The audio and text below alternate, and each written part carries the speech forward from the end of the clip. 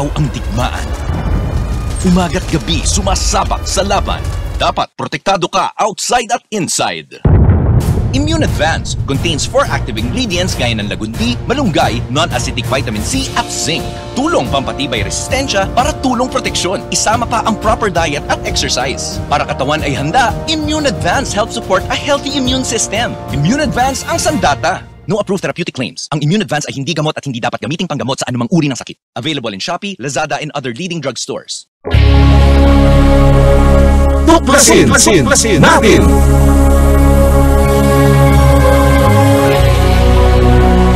Ang palatuntunan sa radyo na tutuklas ng dapat malaman ng sambayanan. Maninindigan sa katotohanan. Tatalakayin at hihimayin ang mga kaalamang pangkalusugan, siyensya at teknolohiya, agrikultura, ekonomiya, maging mga usaping legal at isyung panlipunang dapat ibahagi, magsisilbing tulay ng mga karaniwang tao upang maiparating sa pamahalaan ang mga mungkahi, hinaing at pulso ng bayan. Ipaglalaban ang karapatan ng mamamayang Pilipino. Babatikusin ang mga salot sa lipunan. Pupurihin ang mga gumagawa ng kabutihan at naninindigan sa katotohanan. Tuklasin natin! Ang tuklasin natin ay handog sa inyo ni Cathy Cruz.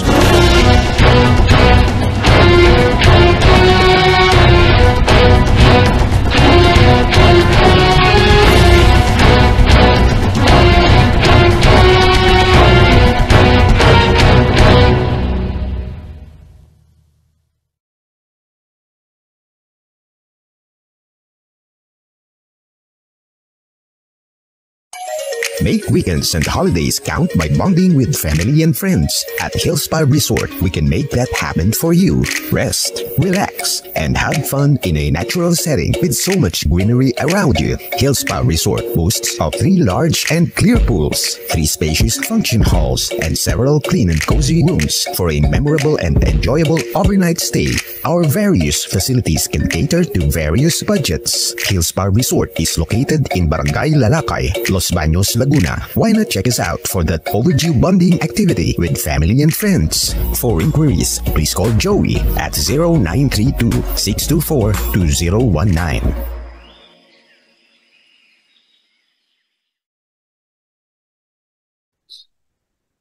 Magandang araw Pilipinas, magandang araw Luzon, Visayas at Mindanao at sa lahat ng ating mga kababayan sa iba't ibang panig ng mundo. Welcome po sa ating palatuntunang tuklasin natin at ito ang inyong lingkod, Cathy Cruz, na inyo pong makakasama sa loob ng 1 oras. Sa lahat ng mga masugid nating taga-subaybay, maaari po kayo magpadala ng sulat troniko sa tuklasin natin at yahoo.com kung may nais po kayong ibahagi sa amin na impormasyon o mungkahi na nais po ninyong talakayin natin sa ating palatuntunan.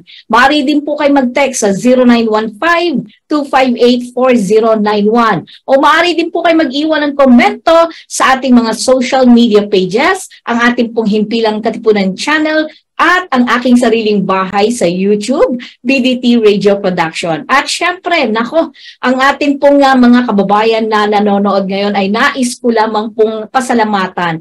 Please always like, share, and subscribe ang ating pong YouTube accounts. At syempre, no, mas maganda po kung papanoorin nyo po ng buo ang palatuntunang ito at mag-iwan po kayo ng bakas, ika nga, para naman po alam natin na may napulot po kayo na impormasyon mula sa ating mga nakakapanayam sa himpilang ito. At sa palatuntunang ito, syempre. Anyway, ngayon po ay isang hapon na 1 oras po tayo na magkakaroon ng talakayan na sigurado ko siksik-liglig na impormasyon ng ating makakalap sa ating panauhin ngayong hapong ito. Ang ating pong panauhin ay isang Career Scientist 1 mula sa National Fisheries Research and Development Institute sa ilalim po ng sangay ng Department of Agriculture. Siya po ay walang iba kundi si Dr. Casiano H. Coresca Jr.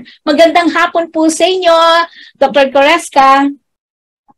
Magandang hapon po, Ma'am Cathy, at magandang hapon po sa ating taga-subaybay at mga nanonood sa ating YouTube channel.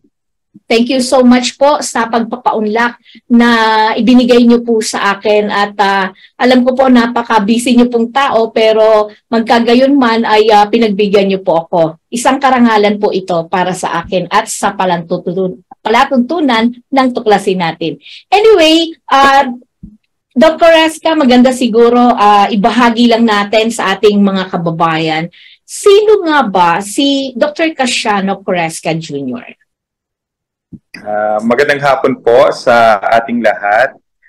Pwede niyo po akong tawaging Cas. Yung tawag nila sa akin ay si Doc Cas. So, medyo associated siya sa cash pero wala pa po tayong masyadong cash, no? But pwede namin kayong i-channel sa cash.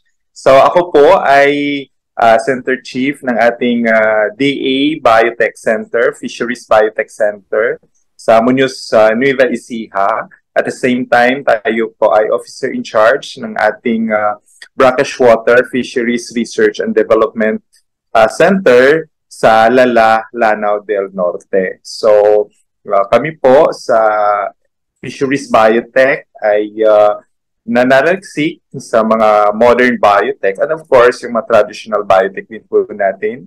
And sa Lala naman po, dun po sa ating Brackish Water, ay nananaliksik din po tayo doon sa mga commodities natin like sa bangos, alimango, ulang, meron din tayong ulang doon na tinitest natin at mga hipon at iba pang mga high-valued species po na pwede po nating i-culture sa brackish water. Ako, medyo talaga palang tungkol sa pangisdaan ang inyong forte, Dr. Cas. Para po sa kapakanan ng ating mga tagapanood, ano po ba itong Fisheries Biotechnology Center o mas kilala bilang FBC? Tayo po ay isa sa mga tatlong center ng DA Biotech Program Office. At tayo po ay naka-institute sa National Fisheries Research and Development Institute o INIFRDI. So tayo po ay magiging lead center ng Department of Agriculture doon po sa ating biotechnologies, especially sa fisheries and aquaculture biotechnologies. At tayo nagsusumikap na maging pangunahing bahagi sa lahat ng mga bagay kaugnay sa biotechnolohiya para sa pangisdaan at mga yamang like sa aquaculture, no? Sa kasalukuyan, ang sentro ay nakatuon sa pagpapaunlad ng ating teknolohiya at pagbabago sa pagpapalakas ng kakayahan ng research for development biotech or biotechnolohiya, mga other related na mga researches, no? At kailangan natin itong ipagkalap sa buong bansa at of course, na magkaroon din ng commercialization itong ating mga biotech product, especially sa fisheries and aquaculture. Doc, curious lang po ako, ilan po ba ang Fisheries Biotechnology Center sa buong bansa? May idea po ba sila? Sa atin po, sa DA po, tayo po ay kasama dito sa biotech program ng Department of Agriculture. So sa pagkakaalam ko, tayo po yung isa lang sa mga centers na sa biotechnology for fisheries biotech. So meron tayong crop biotech na ito ay na-institute sa Philippine Rice Research Institute, and then we have the livestock biotech na ito po ay naka-institute naman siya sa Philippine Carabao Center. At tayo po sa Fisheries Biotech ay dito tayo sa may INIFRDI.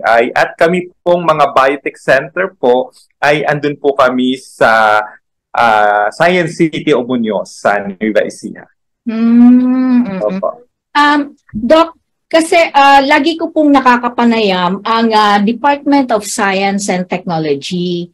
So, medyo ang tanong ko lang po, paano o bakit ang inyo pong National Fisheries Research and Development Institute ay nasa ilalim ng Department of Agriculture at hindi nasa ilalim ng Department of Science and Technology? Considering that DOST is a research and development agency of our government? Dr. Corres. Sa pagpakaalam ko po, ma'am, tayo po sa INIFR-DI, tayo po ay research arm ng Bureau of Fisheries and Aquatic Resources at ano din po natin, partner din po natin ang Department of Science and Technology, PICARD, na kung saan sila po din ang nagpupundo ng ating mga projects. So actually, ang ating governing board ay ang isa po doon ay ang DOST PICARD. So may complementation po doon sa mga ginagawa po nating mga researches. Opo. Okay. Good to know that, no? Medyo, syempre, di ba, sa aming karaniwan na hindi po nasa hanay ng pagsaserbisyo sa pamahalaan, mapapaisip ka, bakit ba ang daming mga research and development institute sa ating bansa na parang nakahiwalay pa siya at hindi na lang sa iisang agency, di ba? Yun po yung karaniwang naiisip namin kung bakit ganon. Anyway, kayo po dahil itong Fisheries Biotechnology Center na kung saan ay ikaw po yung nangunguna, marami po kayong mga iba't ibang klase o sabi nyo nga kanina, high-valued species na siyang pinag-aaralan nyo. At isa po sa mga proyekto na inyong ginawa o ginagawa ay tungkol dito sa madfish. Una, ano po ba itong madfish at bakit madfish po ang pinili po ninyo? Dr. Corresca? Magandang tanong po yan, ma'am. Actually, ang madfish ay tinatawag po nating dalag sa ating lingwahe, sa Tagalog. And then sa atin naman sa mga Ilonggo, ang tawag namin doon ay turagsoy o haluan, or sa other part ng ating bansa, haluan or dado, nga ganun pong tawag. So ito ay before, marami pa po sa ating mga freshwater po ito at marami pa ito sa mga palayan natin, sa mga rivers. So sa ngayon paunti-unti na lang at ito ay isa sa sabi natin na masarap na isda na galing sa freshwater. So noon kung meron kaming mga survey na ginagawa bago natin paanakin itong dalag natin. So ang mga natin mga lolo't lola, kilalang kilala, ito yung ating dalag. Pero yung ating yung mga bata sa ngayon, na mga millennial, hindi na masyado itong kilala. So ang natin dito na talagang paparamihin natin, no? Actually, I was inspired by this fish kasi yung tatay ko magsasaka. So sabi ko, paano ba ito paanakin? Kasi before ay nangunguha lang kami nito sa palayan, yung after ng harvest. So sa ngayon, hindi na siya masyadong makikita. So we opted to develop the technology, yung ginagamit natin sa pagpapaanak sa laboratory. Meron din kaming in-apply first na commercial kung paano ipapaanak. So sa ganon, para maparami din po natin ito. So ang ginawa naming yung mga experiments ay naging effective at nanganak nga po yung ating mga dalag kasi kailangan din natin silang iaralin doon kung paano sila i-induce, kung saan ito yung ating pamamaraan para makakuha tayo kasi 'di ba dapat on season yung ating mga isda, but with our technology ay napapaanak po natin anytime.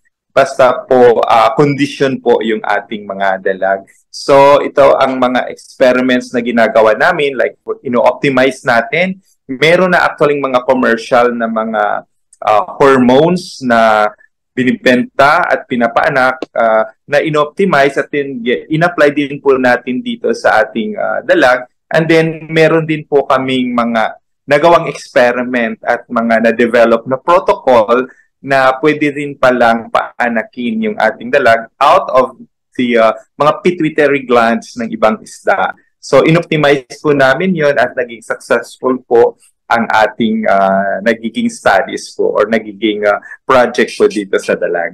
Opo. Medyo kakaiba, no? kumbaga po sa tao, parang maihahambing ko siya dun sa, yung mga babae na mahirap mag-anak, 'di ba? Mahirap Yes po. Parang Yes. ang tawag doon, Doc?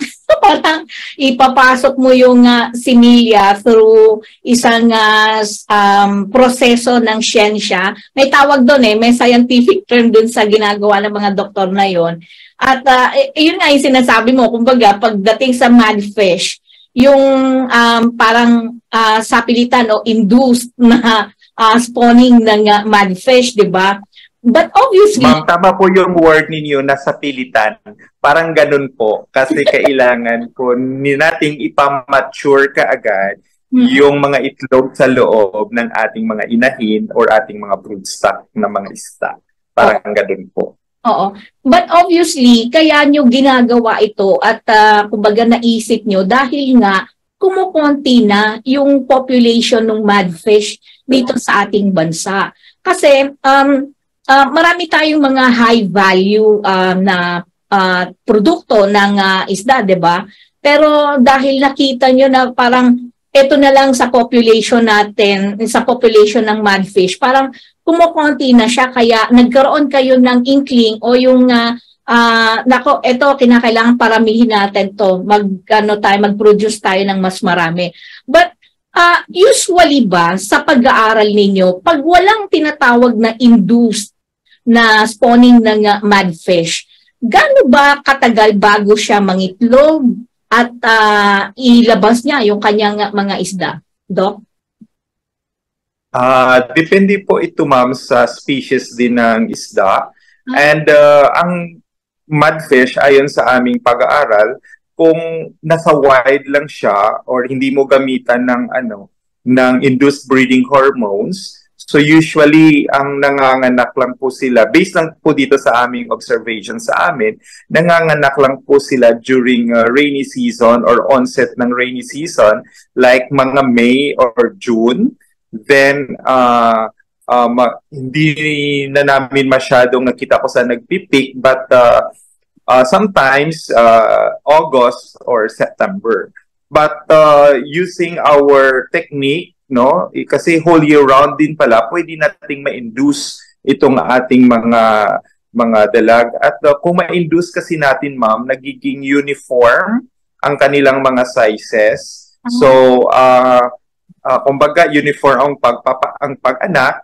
And then, kung sa wild kasi, syempre yung mortalities at yung number of eggs, number of fingerlings hindi natutukan, kaya maliit yung ating kuha.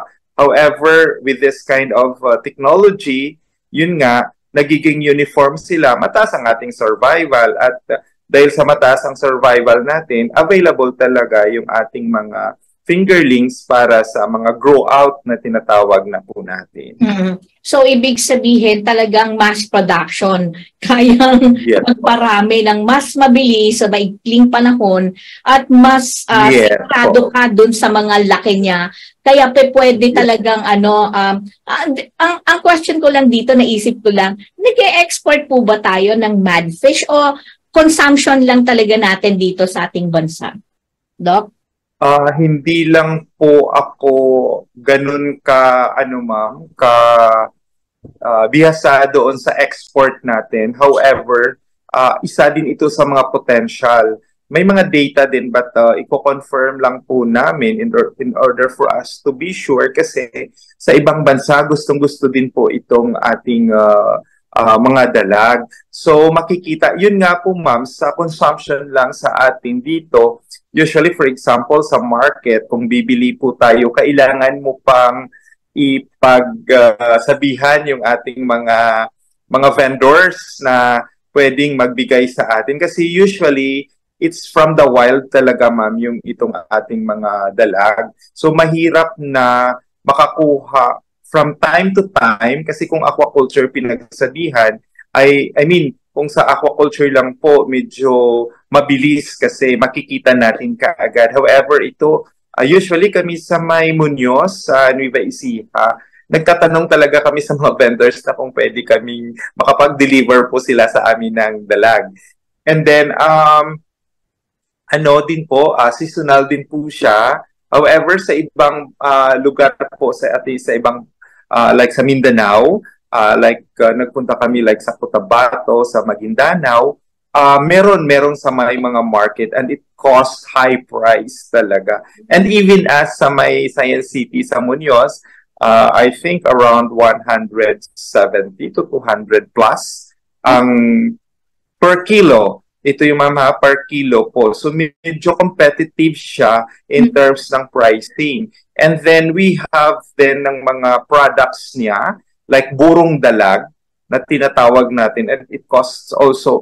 And may mga narinig din po kami, at it's also mataas yung market value niya since, di ba, masarap itong mga buro natin na tinatawag.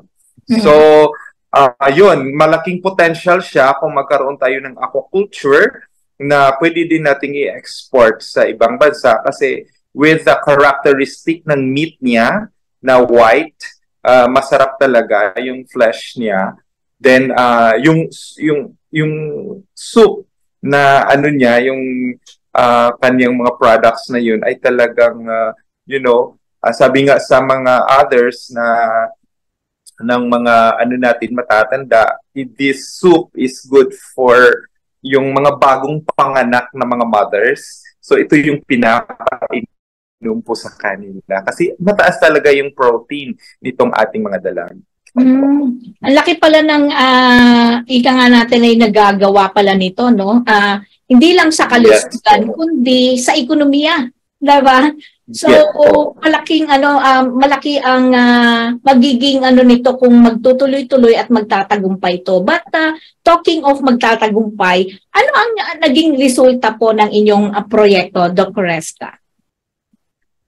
Sa ngayon po, sa tulong ng Department of Agriculture at Biotech Program Office or BPO, ay nabigyan po tayo ng pagkakataon na napunduhan po nila itong project na ito. And nag-successful po yung ating pagpapaanak or induced breeding program ng ating dalag at nakapagpa-train na rin po tayo ng mga farmers at mga extensionists, yung ating mga B4 technical staff at kung sino pong mga interested na mga stakeholders po natin. And nagkaroon na din po tayo ng project sa Western Visayas at ngayon po nag-extend po tayo sa Davao del Sur regarding dito sa promotion ng fisheries, freshwater, aquaculture, no, ng mga produce natin. Isa na dito yung ating dalag kasi ino-optimize natin yung hatchery and then naging successful na rin po tayo kasi kailangan po talaga ito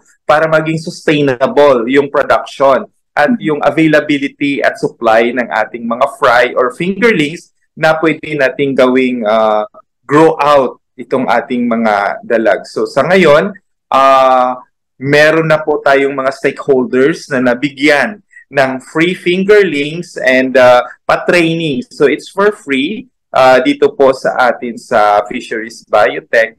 And sa tulong din po ng ating mother agency, ang National Fisheries Research and Development Institute or INIFR-DI, nagkakaroon po kami ng mga researches like yung mga refinement ng mga optimization sa hatchery at saka sa nursery production para mapataas din po yung ating survival. And then of course, ito yung ating grow out culture. So pinupunduhan po ito ng INIFR-DI para po yung technology po natin ay kumbaga shovel ready sa ating mga stakeholders, especially po sa ating mga farmers. Nako, ang ganda nitong inyong proyekto, Dr. Coresca, dahil pero ang tanong ko lang po, Doc, kasi 'di ba sabi mo nga meron na kayong mga ibinahagi na mga free fingerlings sa Western Visayas, Davao del Sur. Well, I know na from Lanao po kayo, no? Tama po ba ako? Sa ngayon, ma'am, sa ano po ako kami, sa Nueva Ecija. Nueva Ecija. Sa Central Luzon State University, sa BFAR compound sa Nueva Ecija. Okay. So, Region 3. So, ang tanong ko lang po is, meron din po ba sa iba't ibang regions o probinsya, like for example in Region 3, kung saan po mismo nandyan kayo, meron din po ba kayong mga ibinibigay na mga free fingerlings? Kasi nakikita ko po ang tawag dito, ang Bureau of Fisheries and Aquatic Resources, katulad po ni Regional Director 3, Wilfredo Mangilit Cruz. I don't know if you know him. So nakikita ko rin po, very active din po siya pagdating din po sa pagde-disseminate sa ating mga fisher folks na kung saan ay nagbibigay din po ng mga free fingerlings, pero parang ang nakikita ko sa kanya ay mga tilapia at saka bangos naman. But this one is different. This is mudfish, di ba? Meron din po ba kayong mga ibinabahagi din sa Region 3, like for example, or other regions or any plans, Doc? Yes po, ma'am. Sa initial po namin, kasi may project yung BFAR na Basil or Balik Sigla sa Ilog at Lawa. So may nabigyan na po kami. And of course, Region 3, kasi yun yung aming mother province. And then sa Iloilo kasi, ma'am, yun yung parang pilot testing po natin. Kasi isa sa mga delicacy din doon or mga commodity, I mean, is itong ating haruan or ang ating dalag. And then we are extending doon sa sinabi ko kanina sa Davao del Sur. Sa ngayon po ay inaayos po namin ang hatchery po doon para makapag-produce din po tayo sa region na po yun. So hopefully we can extend with other regions. Pero yung mga ano kasi natin, yung extent ng ating technology ay napatraining na din po natin yung ating mga kasamahan sa BFAR, mga technical staff, not even yung sa atin sa BFAR, but those kung sinong, especially mga farmers na interested nga po dito po sa ating technology. And then marami na din po kung maalala po namin yung mga nabigyan po ng mga free beneficiaries. At ito po hanggang ngayon po, ang aming partner kasi doon sa Region 3, yung aming doon is yung BFAR, National Fisheries Technology Center. So kung ano po yung aming product or na-produce na mga fingerlings, sila naman po ang kumukuha for extension. So kung baga, napakasaya kasi may flow yung ating technology. So yung aming collaborations and partnership with BFAR. And of course, ang BFAR talaga yung aming, yung mga product ng technology. Sila po yung mga takers po natin. And very good ang setup kasi we produce out of our research and then they bring the technology to our people. So yun po sa ngayon. And anytime po, pag may request lang, yun ma'am ang kaganda ng induced breeding kasi upon request, doon kami nagpapaspawn ng aming mga isda para makontrol din po namin yung excess at saka yung rami ng mga maproduce. So yun yung kagandahan ng ating technology. Dagdag na tanong ko lang, Doc Coresca, kailan po nagsimula ang proyektong ito at hanggang kailan po yung matatapos ang project na to? Siyempre, di ba, so research and development, tapos nag-put up na po kayo nung tinatawag na hatchery, nursery production, tapos hanggang sa, syempre, nilalabas nyo na ito ngayon dito sa ating mga beneficiaries, di ba? Yung mga fisher folks, yung mga tapos yung timeline po niya, kailan po nagsimula at kailan po matatapos yung project na yan? Doc Coresca. Actually, ma'am, marami pang gagawin sa project na ito. So we started only for this project last 2018 or 2019. Okay. And, pandemic din po yun. And marami pang gagawin kasi parang ito ay yung first step pa lang po natin. So now, we are looking at ng recombinant hormones kasi medyo mahal din po magbili ng mga hormones sa ibang bansa. So ngayon, ito ang mga niluluto po natin na mga project in terms of biotech kasi we are developing recombinant hormones at ito po ay titingnan din po natin yung efficiency po nila and cost efficient din ba sila at pwede nating ma-share sa ating mga farmers. Kasi usually ang mga hormones nating ito ay ini-import pa natin galing sa ibang bansa at medyo may kamahalan. And now, the next step that we'll be having sa center, itong recombinant, and then the other one is producing mga post-harvest or mga, we are looking ngayon yung parang fish in a cup na project kasi naiisip po namin na why not, na bakit sardinas lang palagi. And we are now producing cup noodles or fish soup or soup in a cup to our, kasi di ba parang typhoon, ano tayo palagi, and then we send, and then now we are developing this kind of mga functional foods out of this commodity to become more sustainable. And then marami pang mga marami pang area for research and for our long term, meron tayong mga roadmaps including this our post-harvest para magamit din po talaga. Kasi we believe talaga na through this activity, magiging productive ang ating commodity na dalag para maging sustainable. So we are looking at different aspects and also we are looking at yung mga medicinal value. So it's more on, exploring more the potential of our dalag. And I could say it will not start only for a span of years or time, but this project is more, sustainable. Dapat nating continue talaga ito. Oo. Naku, ibig sabihin matagal na pala to. Hindi lang siya nagsisimula at nagtatapos doon sa pagsasaliksik ninyo na paramihin itong MadFish. Ibig sabihin, kasama din pala yung mga value added, kasama yung medicinal value ng pag-aaral from the MadFish. At yung, sabi ko nga, yung value added, yung kung ano pa yung pwedeng soup in a cup, considering na, siyempre tayo, di ba, ang bansang Pilipinas, nasa 20 mahigit ang dumarating na bagyo sa atin. And yun nga, madalas binabaha, lalo na sa Region 3, I'm sure, kamakailan may dumating na bagyo at talaga namang maraming naapektuhan ng mga tawag dito, nursery o yung mga yung fisheries group natin na umapaw yung tubig, di ba? Yung mga fingerlings at yung ibang mga isda ay di mo na malaman, humalo na siya sa tubig baha, di ba? May mga ganong sitwasyon. So, ang isa pang tanong ko rito, Doc Coresca, ano yung bukod dun sa sinasabi mong mahal yung tinatawag na recombinant hormones na mula pa sa ibang bansa? Ano pa yung ibang mga challenges na hinaharap ninyo sa pag-uusad at patuloy na pagsasaliksik ng pwedeng magawa nitong MadFish na to? Doc Coresca.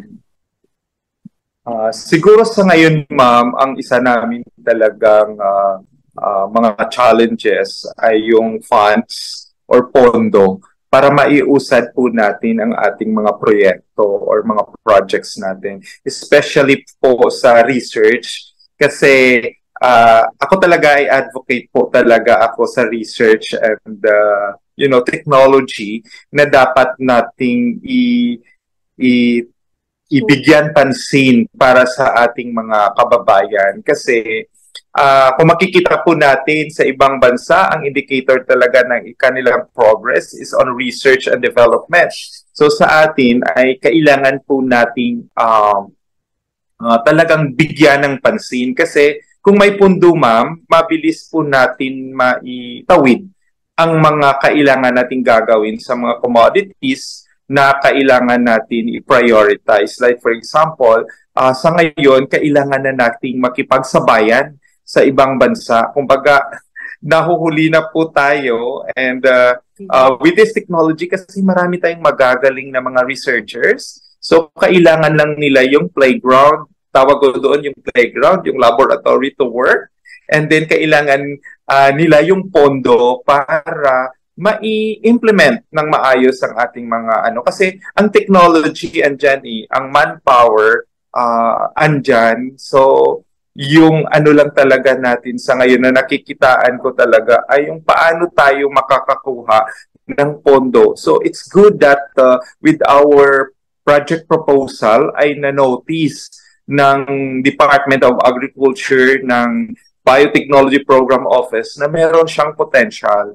So, kaya po sa aming mga researchers ay talagang nagpupursige kami kahit konting pondo, maging resourceful lang po tayo. So, kailangang maipakita na talagang itong mga technology na ito ay product talaga na ginagawa natin sa research. So, yun po yun, ma'am. And then, with the people naman talaga, I mean, yung mga product natin sa research ay nakakapunta dito po sa ating mga kababayan. Especially sa farmers. Oo. I totally agree, Dr. Coresca, dahil ang dami po talagang ginawa ng ating mga mananaliksik na nag-contribute, umabot talaga sa taong bayan at pinakinabangan. Kaya ano man yang maging iyan man ay sa food and nutrition, maging sa transportation, kahit na anong klase pa na pagsasaliksik yan, Doc. Ako proven ko na maraming umabot o nakinabang dun sa mga pagsasaliksik ninyo, yung R&D na tinatawag. And actually, tama ka na napakaliit kasi ng pondo na inilalaan. In fact, nalaman ko nga sa isang interview ko just the other day. And yesterday, sinabi sa akin na sa ibang bansa raw, 1% of the total government fund, talagang total isang buong taon to, 1% of that total government fund ay talagang inilalaan nila sa R&D. Kaya ganon kabilis ang kanilang mga research and scientific research and development sa ibang bansa. Hindi katulad dito parang point something, ganun lang yung portion na ibinibigay.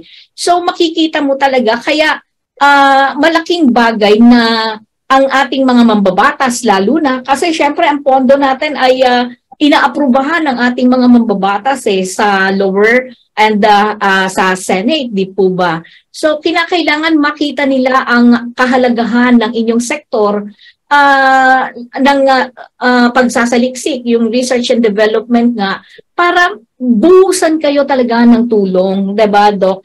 Kasi sabi mo nga, we already have the human resources. Pero kung wala kang playground, wala kang laboratory to work dun sa ang kaya nangyayari, merong foreign investors o nakakita na maganda yung research and development na ginagawa mo, babayaran ka na lang, di ba? And it happened even to our inventors, Filipino inventors. Marami pong ganyang kwento, Dr. Coresca.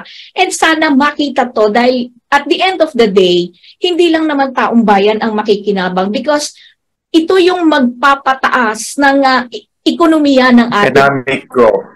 Yes, correct po. At well, anyway, I'm sure na ito ay siguradong yung mga benepisyo at epekto ng ginagawa ninyo para sa teknolohiya at sa mga makikinabang. Sigurado ko na talagang positive ito. Pero paano ba magkakaroon ng access ang mga tao sa inyong teknolohiya at kung magkano ito, Dr. Coresca? Sa ngayon po, ma'am, anytime, yung ano namin dito ay dito sa INIFRDI, Fisheries Biotech Center dito sa Muñoz, at meron din po tayo sa Western Visayas, kung saan sa BFAR Region 6. So, anytime for request, pwede namin silang turuan kung gusto nilang mag-hatchery or magpapaanak, and then pwede rin sila kung mga libreng fingerlings po nila, bibisitahin lang po nila at pwede nilang kaming tingnan doon sa aming Facebook account at sa website po natin para ma-reach out po kami. and then pwede silang mag-request ng kanilang mga free fingerlings. At sa ngayon, alam po natin yung suporta ng gobyerno. Ito'y binibigay talaga sa ating mga kababayan. At masarap po ma'am pag libre. Di po ba? So, makakakuha po sila ng mga ating mga fry or fingerlings ngayon po. Then, for request po sa atin. Then, meron din po tayo doon sa Western Visayas. So, yung center po natin doon, sa BFAR, meron po tayo sa Pototan, Iloilo. Then we have also in Guimaras. And then nasa POAS siya sa Guimaras, sa Provincial Agriculture Office. And then we have also in Provincial Fisheries Office sa Bacolod, sa Negros Occidental. So sana matuloy-tuloy na yung atin sa Davao del Sur kasi ngayon pinuput up yung ating hatchery. So ito ay malaki ring intervention kasi sa Mindanao ay alam ko isa sa mga commodities din po nila yung itong ating dalag. And i-add ko lang po ma'am yung sinabi niyo po na yun nga yung ating human resources kasi sa amin po ay talagang nag-aral pa po kami sa ibang bansa. Sa akin po sa Seoul National University sa South Korea, and then sa Japan din po yung research and training natin sa Molecular Genetics and Reproduction sa Okazaki City sa National Institute for Basic Biology, kung saan nagpakadalubhasa talaga tayo, and talagang inaral po natin at yung mga scientists natin ay kung kailangan talaga. So sa atin talagang nagtiyaga po tayo, at sino pa ba magtulong sa kapwa natin dito na sa ating bansa, and with that, talagang ang training ng mga PhD natin sa ibang bansa ay napaka-intensive. So yun lang po sana na makita natin na yung effort na to increase, tama yun, sa economic growth, especially sa uplift ng ating researches in terms of science and technology. Kumbaga, sana through this project, or hindi lamang sa amin, no, but with other researchers and scientists, ay manotice ito yung ating mga ginagawa para sa bayan. Yun lang po. Anyway, Doc, hindi pa kita bibitawan. Pero ibigay muna po natin ang tagapagtaguyod ng palatuntunang ito. Kayo'y nakikinig sa Tuklasin Natin. Araw-araw ang digmaan. Umaga't gabi sumasabak sa laban. Dapat protektado ka outside at inside. Immune Advance contains 4 active ingredients gaya ng lagundi, malunggay, non-acidic vitamin C at zinc.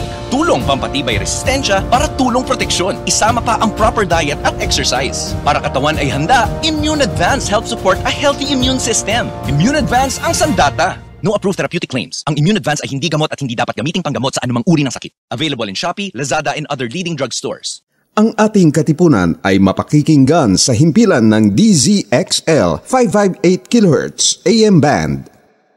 Okay, tayo po ay muling nagbabalik dito pa rin sa ating palatuntunang tuklasin natin. At ito po ang inyong lingkod, Cassie Cruz. Kasama pa rin si Dr. Casiano Corazca Jr. At pinag-uusapan po natin itong teknolohiya, biotechnology tungkol dito sa MADFISH. Nako, isa sa itatanong ko lang sa iyo bago tayo tuluyang matapos, Dr. Corazca. Merong mga tao na nag-aalangan tungkol sa yung teknolohiya, tungkol doon sa induced na spawning ng MADFISH, di ba? Ano po ang mensahe mo sa mga taong nagdududa, Dr. Corazca? Actually, ma'am, sa mga natin, sabi ko lang sa ating mga kababayan, ito yung mga project natin ay pinag-aralan through science, no? So it's a step-by-step procedure kung saan itong ating mga technology ay magpapaunlad ng ating fisheries and aquaculture. So napag-aralan po natin ito, and this is for sa atin for our fish consumption, para sa ating alagaan, para sa ating pagkain, sa ating hapagkainan. Ito yung ating sa ating MADFISH ay yung mapa-increase natin ang production para magkaroon po tayo ng aquaculture. Kung baga, potential ng pag-aalaga para makapagkaroon tayo ng harvest, no, na hindi na tayo magde-depend sa wild. Kasi ito naman, ang ating goal dito ay may maikain, no? May mailagay sa ating hapagkainan ang ating mga kababayan. So with this technology, tayong mga scientists, tayong mga researchers ay dumaan dito sa proseso kung paano natin i-develop ito yung mga technology para ma-share, at ito talaga ay para sa ating mga farmers at ating mga kababayan. Kasi kung saan ngayon, kung maghanap kayo ng ating mga fingerlings, wala talaga tayong makukunan, no? So sa ngayon, ito yung ating technology na anytime we can share, kasi ito ay pondo ng ating gobyerno. So dapat ninyo itong tangkilikin, no? At kung may mga pang-agam-agaman, pwede kayong magmungkahi at magtanong po sa amin. Iba na ngayon yung mga scientists, no? Nilalapit na po namin sa inyo. At masabi ko nga, kung kayo po ay nangangailangan, andito lang po kami.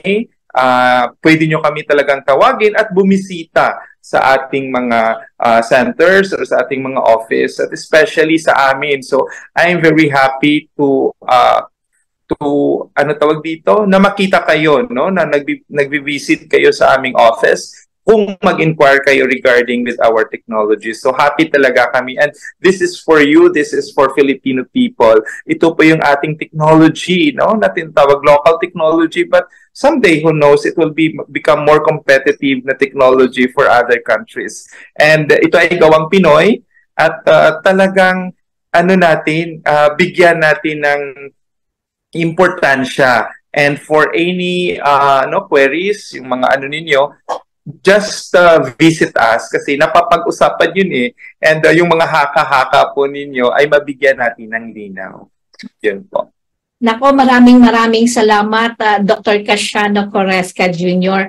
At talagang, alam mo, sa totoo lang, napakataas po ng aking paggalang sa mga katulad po ninyong mananaliksik at involved po talaga sa science and technology. Dahil alam ko po na sabi nyo nga ay dumaan talaga kayo sa matinding pagsasanay, at hindi ito basta pagsasanay lang, considering na itong mga bansa na inyong pinuntahan ay isa sa mga nangungunang bansa ngayon sa buong mundo. Can you imagine pagdating sa ekonomiya, pagdating sa space science, pagdating sa agriculture, 'di ba?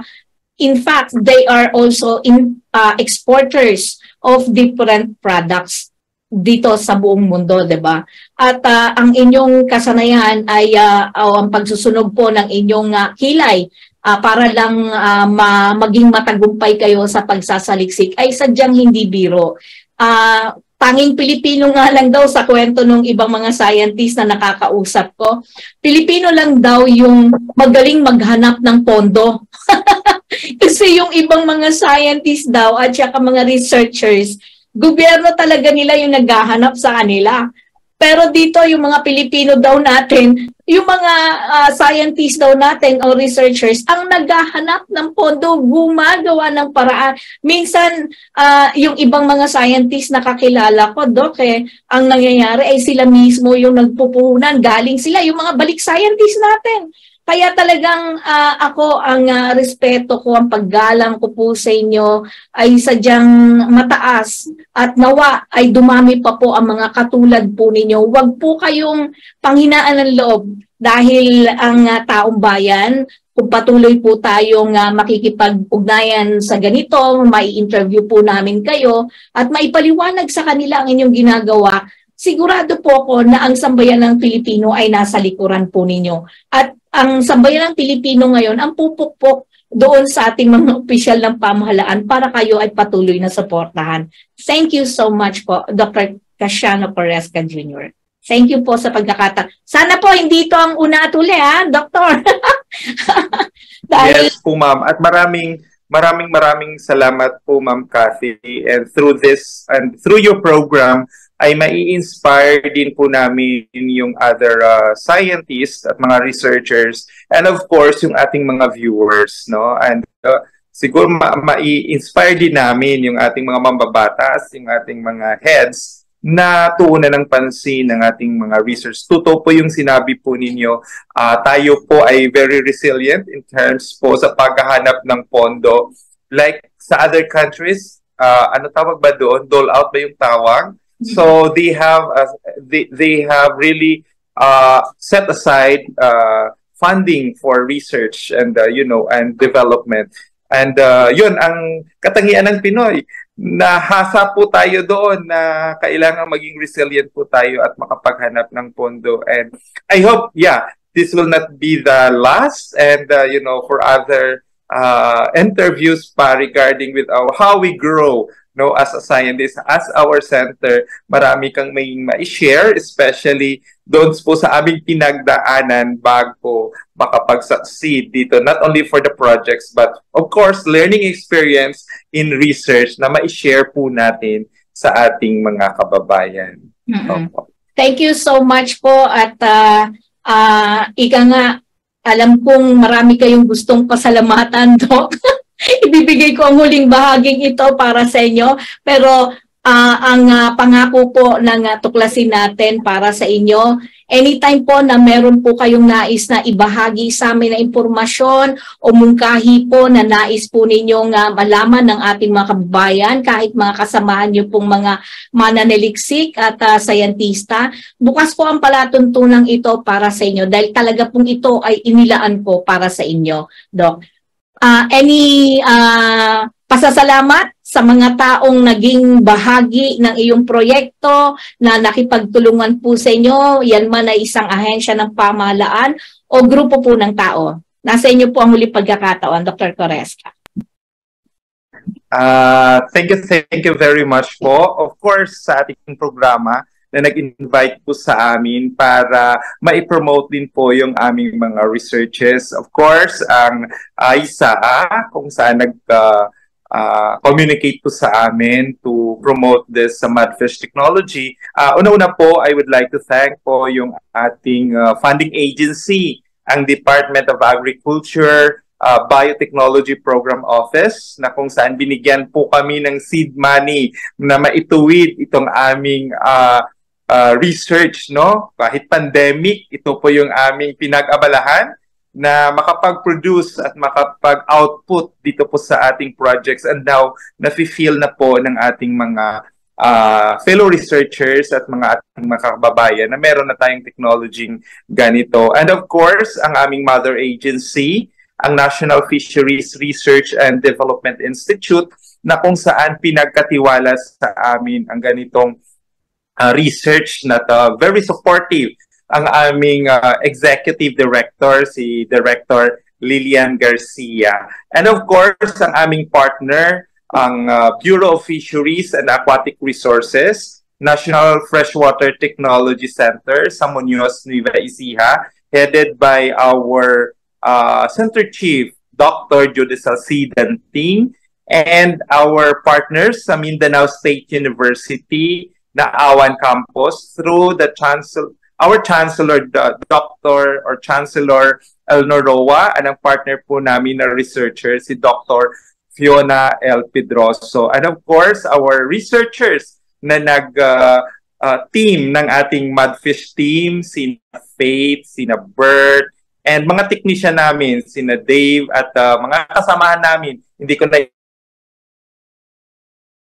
isa Fisheries Biotech Center. Ito yung sabi ko nga, ito ang mga bagong housemates sa bahay ni Kuya. So sila po yung aming backbone po dito. And of course, ang mga farmers na nag-help sa amin, regional offices sa pagkuha ng mga dalag na ginawa naming experiment. I mean, yung mga pinagkunan doon, sila nag-assist sa amin kasi medyo mahirap, but through research, na ituloy po natin ito. So yun lang po, ma'am, at maraming salamat po sa ating. Siguro may mga na-missed out ako, but I think sa puso namin, malaki ang tulong po ninyo sa amin. Thank you so much po again, Dr. Casiano H. Coresca Jr., ang Career Scientist 1 mula sa National Fisheries Research and Development Institute ng Department of Agriculture. And Anyway, no, bago tayo magtuloy-tuloy sa ating panghuling bahagi, sa ating pagpapaalam, gusto ko lang po ipaalam sa atin, meron po tayong pa-contest ang ISA po, no, organized by ISA Incorporated in partnership with DA Biotech.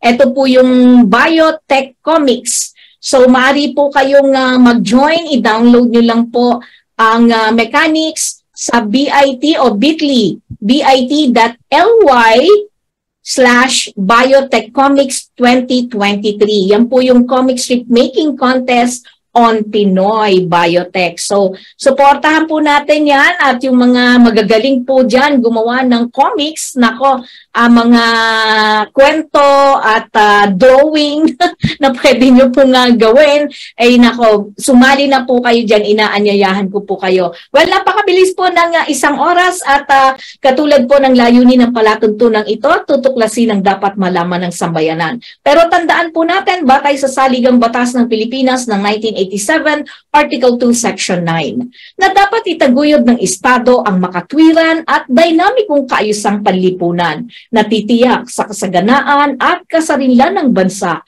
at magpapalaya sa sambayanan laban sa kahirapan sa pamamagitan ng mga patakarang nagtatakda ng sapat na mga lingkurang panlipunan, nagtataguyod ng pagkakataon na makapaghanap buhay ang lahat, umaangat na standard ng pamumuhay at ng lalong mainam na uri ng buhay para sa lahat. Muli na naman pong magpipilid ang aming palatuntunang tuklasin natin, naway magsilbing gabay at tulong ang mga kaalamang inyong narinig at nag-iwan sa inyo ng pangmatagalang kakintalan. Sama-sama po tayong manindigan sa katotohanan nang hindi tuluyang mawasak ang ating lipunan. Kathy Cruz po ang inyong nakasama sa nakalipas na 1 oras. Sa ngalan po ng pamunuan ng Katipunan Channel, kay Ver Archivido, gayon din sa ating panauhin, na nakasama po natin si Dr. Casiano Coresca Jr.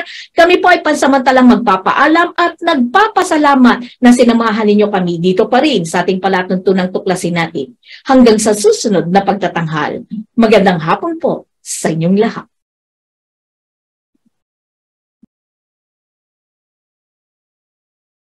Araw-araw ang digmaan. Umaga't gabi sumasabak sa laban. Dapat protektado ka outside at inside. Immune Advance contains 4 active ingredients gaya ng lagundi, malunggay, non-acidic vitamin C at zinc. Tulong pampatibay resistensya para tulong proteksyon. Isama pa ang proper diet at exercise. Para katawan ay handa, Immune Advance helps support a healthy immune system. Immune Advance ang sandata. No approved therapeutic claims. Ang Immune Advance ay hindi gamot at hindi dapat gamiting panggamot sa anumang uri ng sakit. Available in Shopee, Lazada, and other leading drugstores. Make weekends and holidays count by bonding with family and friends. At Hillspa Resort, we can make that happen for you. Rest, relax, and have fun in a natural setting with so much greenery around you. Hillspa Resort boasts of 3 large and clear pools, 3 spacious function halls, and several clean and cozy rooms for a memorable and enjoyable overnight stay. Our various facilities can cater to various budgets. Hillspa Resort is located in Barangay Lalakay, Los Baños, Laguna. Why not check us out for that overdue bonding activity with family and friends? For inquiries, please call Joey at 0932-624-2019.